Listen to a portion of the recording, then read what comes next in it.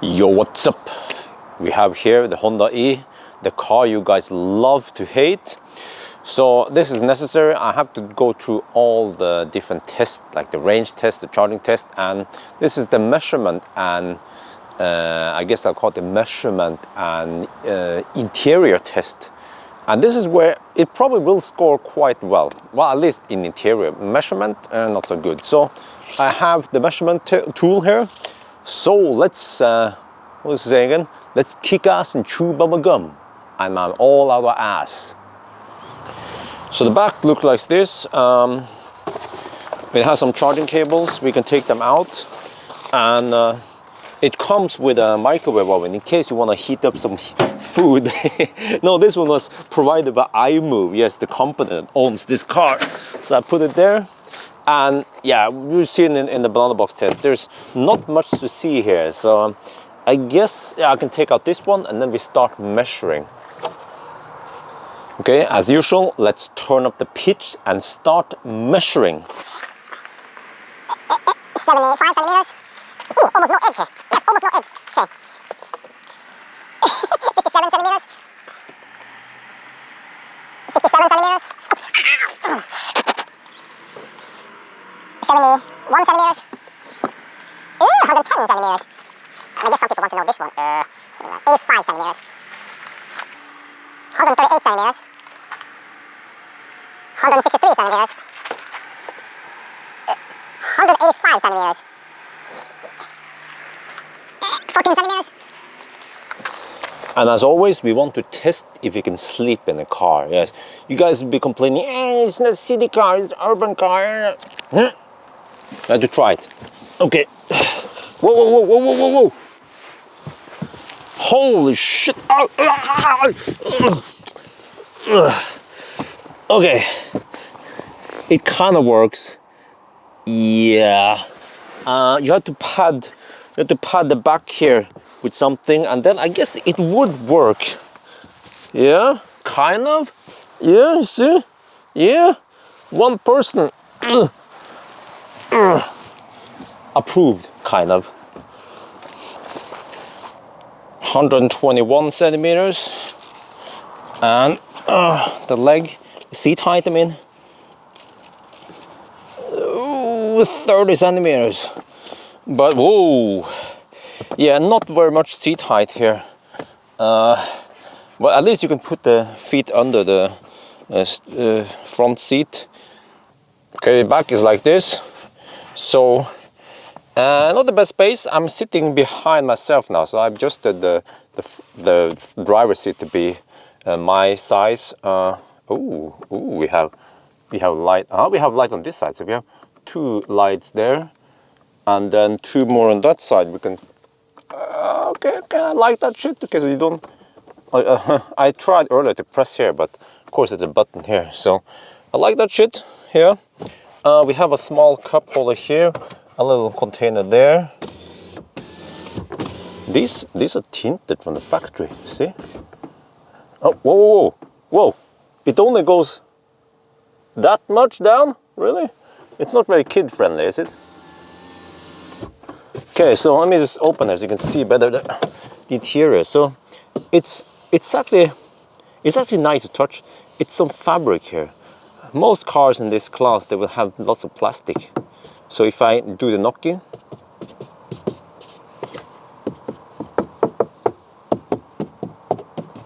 so that's different.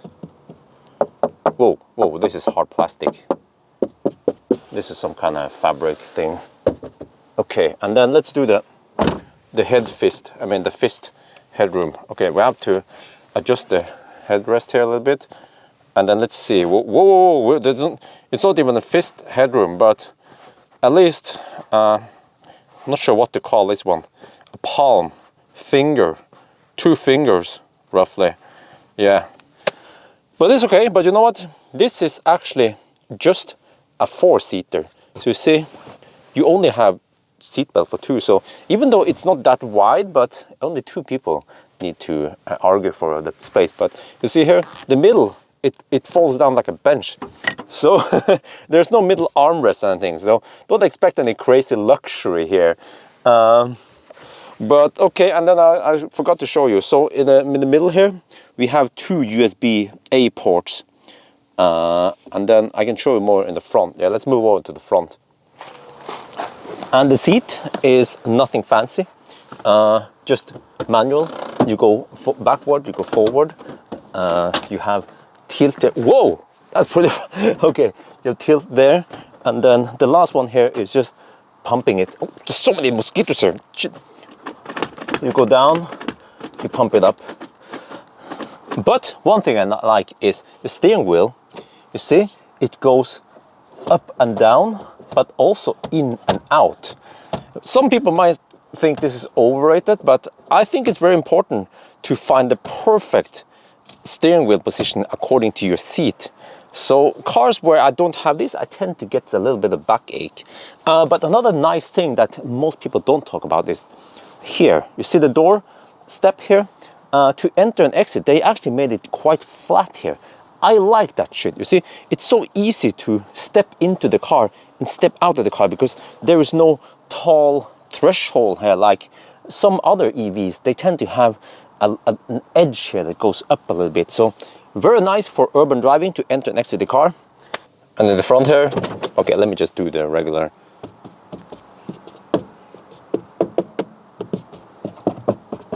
Yeah, okay, you got an impression now. So we have buttons here for adjusting stuff. This is some kind of fabric, speakers there, tweeter. I guess a mid-tone is down there. And well, what is special is that, let me close the door so we don't get too many mosquitoes in here.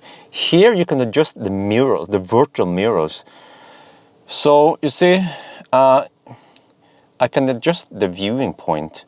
Oh, oops, hang on, let me just adjust, I forgot there. So you can adjust the viewing point, which doesn't make too much sense because, you know, the reason why you have to adjust the optical mirrors is that people have their heads in a different position, but if it's digital, then it should be the same, right? Oh, you heard that was the door that went in, fell in. So, but there's a setting, by the way, to have it on wide mode. Maybe I should show you also where it is. There's just lots of stuff here. So there's that one. We have the instrument cluster here. If you put it in drive, it will start displaying. Well, okay. You can show, yeah, here, for example, you have some driver stats here and stuff. I like that speedometer is always visible and that state of charge is always visible. That is so underrated. The odometer here is, yeah, they have padded it with 0. That's kind of weird. We have speedometer, we have temperature outside here. It has automatic high beam. It also has lane. It also has lane assist here, and adaptive cruise control, and some voice control here. We have the paddle here for adjusting regen. What I don't like is that every time you go into cruise control, it will reset the regen setting, just like an e-tron. That is very annoying. Same thing here. This one enables one pedal driving, which enables even stronger regen. And you can go to a complete stop, but again, it resets every time you use cruise control. So that is niche good. Here we have a brake hole, and this is for the brake. There, well, you heard that. The park brake. And dry mode here is funny because the dry mode is only for, I'll show you here, they don't mess around, so it's either sport or, just a little bit more, sorry guys, it's either sport or normal, yes. So there's no eco mode here, they didn't make this car to save energy. And then here we have this wonderful display. So right now I'm showing you the aquarium app, and you can choose the number of fish you want, which kind of fish you want and all that, background and stuff. I don't want to go too much in detail here, but you can also feed the fish by tapping like this, you see. So this will keep you amused when you are charging, yeah. Range shows you here. So it has lots of settings here for navigation. I've shown some of this before. You can also, wait, I went back there. Okay, if you go here, this is for passenger. You can also enable it. The video is going to be way too long if I show you everything here. But so you can do this flip mode here. Go into the settings. EV menu will show you some stuff here. Once you start charging, it will show you some other different stats. But unfortunately, this car does not show you charging speed. But I like this one, that it gives you a representation of what's going on right now. So it's actually pulling some power to run the HVAC. And then I guess if we switch off HVAC here, then you see it disappear. So you know, that small detail is really nice. And many people, they have been bashing this car, saying that it's a piece of shit car, it's shit range. Well, I agree, and they say that it's a compliance car, but that one I don't agree. There are things with this car that makes me believe that it's not a compliance car. They actually designed it to be an EV. Okay, not a very good EV, but still they design it as an EV from ground up. For example, here, you see, in the middle here, there is no shaft or no shaft tunnel like you usually have in many fossil design. It looks more like a Tesla or an i3, you see? So lots of space here. You can use it for something. You have a pocket here. You have a hidden cup holder here. Very stylish. And then back here you have some stuff. You can move these ones, organize them the way you want. But what I'm missing is an armrest here, so that's a little bummer. But I can show you again that if I had to demonstrate. When we leave the car, and like this, okay, we lock it, okay. But when we enter the car, well, it has the keyless entry. But I just have to demonstrate that every time we enter the car, I'll show you something. I didn't touch that button. It fired up automatically. And well, you can press the start there, but you don't have to do that even. You can just press brake, press drive. Once it lights up, then you're good to go. This is, okay. I haven't buckled up, that's why. But then you can drive, right? And then, if you park for the day, well, there's also wonderful backup camera here. I love it, the way it displays shit, and you can display it in many different ways here. But when you're done driving, you just press park, and then you leave the car, and it will ask you about if you want to cancel. It will have auto power off, and if you press cancel, it will cancel the auto power off. But I will show you that if you leave the car and then just lock it or drive or walk away, it will turn itself off. This is what every EV should be like. As far as I know, only Tesla will do this, or Taycan, yeah. And maybe the Neo ES8 also doesn't have a start button. But I'm going to test better these virtual mirrors, because when wifey tested the car, she complained that her point of view was something like this. So the steering wheel got in the way for the mirror, so she was kind of annoyed by that. As for me, my viewing point is something like this, so I will see it. So for me, it's not a big problem. So it depends. It's kind of individual if you like it or not. I have to test it in the wet, how well it can do it. Maybe we should just for fun spray some water on it, because I'm also going to test something with a charge port that many people ask about. But as for this infotainment system, maybe I shouldn't explain too much because it will take too much time. But this is just, we have some buttons. We have some buttons here. This one is, well, I explained this in a separate video, so I don't have to further explain it, otherwise it would be too long. But we also have sunroof here. It's just manual, but that's fine. It's so small anyway, so no big deal. We have some stuff here for light. Not much to say about that one. This one, though, needs some demonstration, because you can flip it. Now it's the mirror side. If you flip it like this, it becomes a camera. So there are so many cameras here. I guess for night, if you don't want to get too strong light from behind, you can flip it like this. And then if you press this button here, you can adjust the brightness, or you have some other settings here.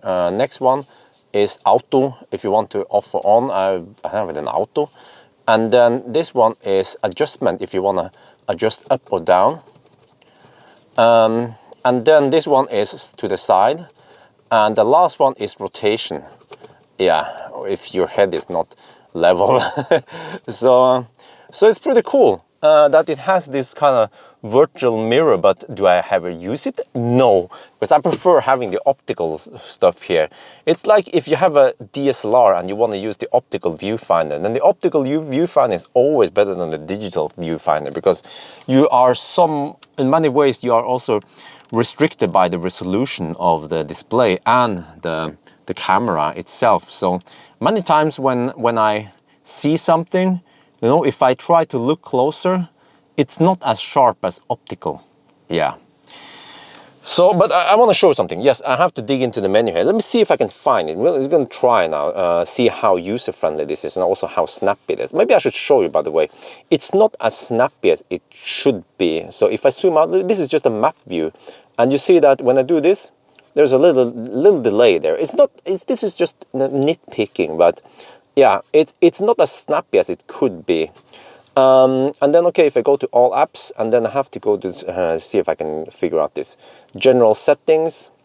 It's not that logical always. I don't remember it was a system or was it a system? No, you see, it wasn't there. We had to go back here. I think it was camera. Multi-view camera. No, customize? No. Okay. I had to find out where it is. Well, you see, this is what I mean, that it's not too user-friendly, because I think I found it. We have general settings here. This is also kind of, we have all apps. Each of these are considered an app. For example, the aquarium is considered an app, or the app installer, or if you want to listen to dub or whatever, these are all considered app. And then general setting is also one of the apps. But we have general settings, but we also have no. Yeah, console. Okay, I think I pressed a button here. But you have general options, but you also have vehicle settings. That's a little bit confusing sometimes. And now we see lots of others. This is the one I was looking for. And then if you go to door mirror here, and then no, it wasn't here. Okay, you see. So meter setup, no, lighting setup. No, it was driver assist system. Yeah, it's kind of weird. It's in the driver assist system, and then you have to find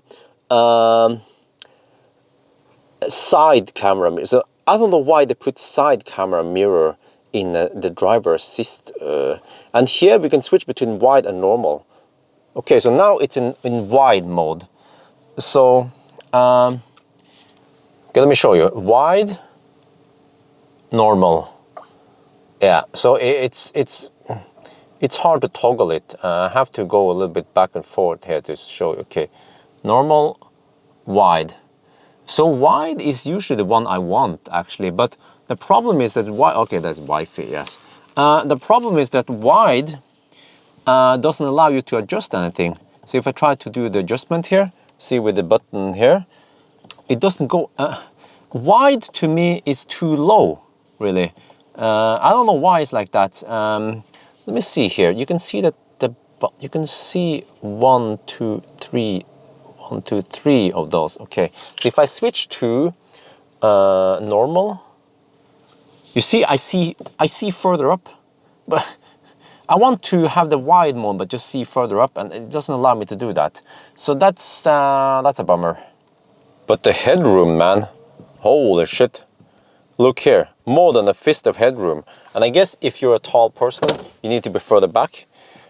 Then you still have okay headroom. If I take down this one, yes, it's still pretty good headroom, because even if you go pretty far back, the panorama roof here gives you sufficient headroom. So headroom-wise, awesome. And also, not many cars can allow you to do that, but this one actually allows you to adjust. How do I do this? Pull. Okay, like that. Yeah, you can adjust this one. Model 3 allows you to do that, but many cars, they don't have that adjustment. As for the mirror, I forgot to show you here. It has light. Yes, that's good. And you can go this way, but you cannot extend it. Not many cars allow you to extend it. So, but you have a handle here, that's good. And also you have a makeup mirror for this side with light also. So that is good shit. And this one is very nice. We have 1.5 kilowatt Shuko. You guys have seen it before. This is to enable it. We have USB-A there. This is also USB with communication. This is only for power. We have HDMI input and also 12 volt output there. And I'm going to show you now how to utilize this one. You see, now I plugged in the HDMI to my laptop, and immediately when I do it, it will switch. The laptop will switch to 720 by 1280. Well, actually, rather the other one, 1280 by 720 resolution. And then you have to go here to go to the HDMI apps. And all of these are apps, and you can actually install your own app. You have to put it in the USB stick, and you can install your own apps. I guess it's just Honda approved apps. And also, I haven't tried all this, but I saw that there is also a system update here. You have to be connected to Wi-Fi, and I guess you can update over the air here. But the one we want is the HDMI. So if you go here, suddenly you have this screen there. Woohoo! Look at that! Look at that shit! And it also, of course, since it's HDMI, then it translates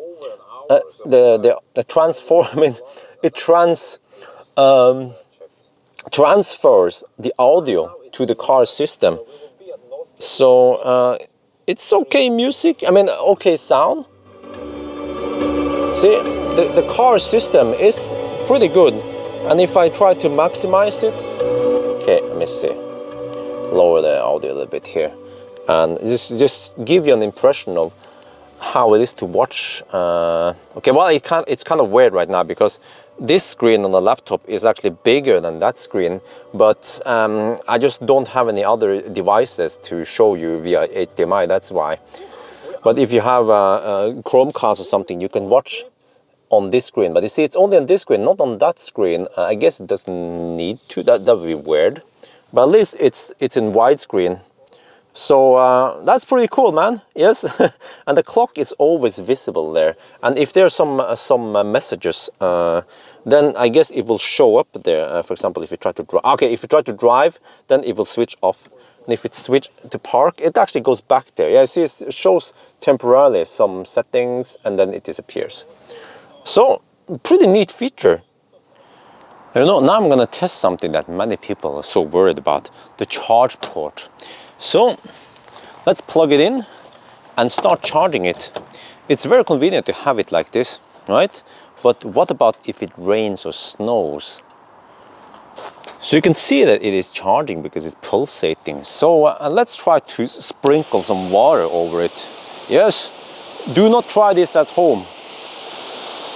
You see, it works perfectly fine because it has draining plugs. And I'm not kidding. I'm doing this live at home, you see? Perfectly fine. Except for, of course, if it would snow, and then I guess it snows, and then it freezes. But it survived it. It's still charging because it's been designed for it. And now I will try the ultimate test, which is to spray water on the camera. Yeah, I don't think we don't even need to drive the car. We could just do it like this. This is pretty bad, right? We're spraying it directly into the camera. Yeah, this is pretty good spray there, right there. What? What? Why is it still clear? It's still clear. Are you kidding me? What did they coat this thing with? Okay, maybe we can simulate some kind of splash like this, which is highly unlikely when you're driving.